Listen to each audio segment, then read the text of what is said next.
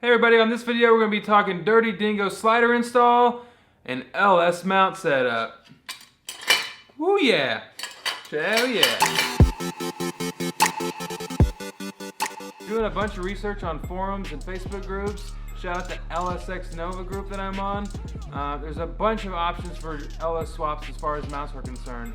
The top three are going to be Dirty Dingo sliders, LSX Innovation swap plates, and the Holly setup. Now, personally, I like the Dirty Dingo setup the best because it gives you 2 inches of slidability.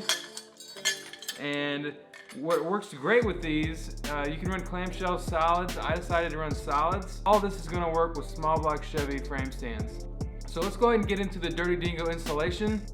Each slider is going to be labeled D for driver's side, and the arrow means that's the front facing of the engine. And then P is for passenger side.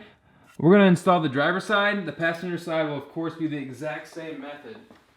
The hardware that comes with this kit is actually some nice grade 5 hardware. I mean, normally I'm not that impressed when it comes to kits.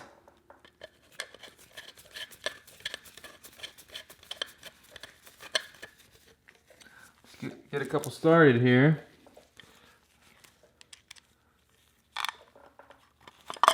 And the cool thing is that this is for LS engines from 99 to 2013, I believe.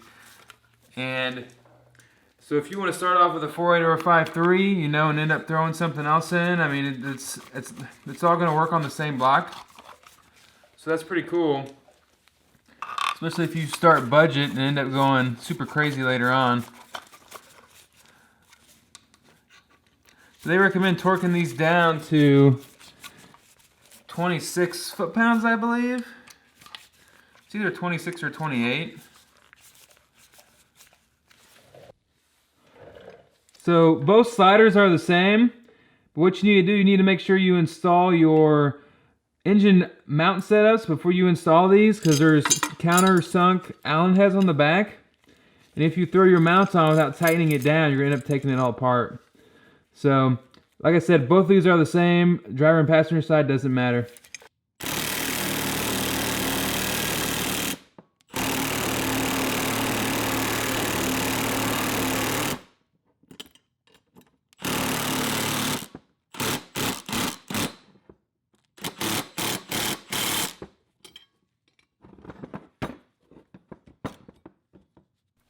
So I went ahead and popped over to the passenger side so you guys can get a better view of exactly how this sliding plate goes on, and really all the adjustability that you get with this setup. So what I thought was kind of weird is that these take a 6mm, but the back of this takes a 7/32.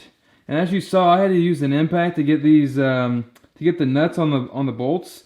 It said on the instructions to, you know, throw a little bit of oil on it or they'll bind. They were binding regardless, so so far that's kind of been the only flaw. And then from here, it's basically just a operation of throwing the washers and the nuts on.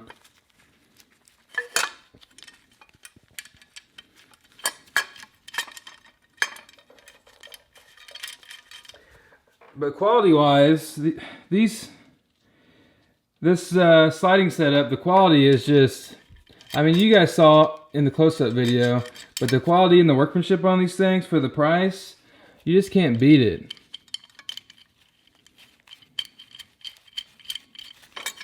And there you go. Of course, you want to leave these loose until you get in the car. That way you can position the motor and the transmission based on your drive shaft length and also your transmission mount setup.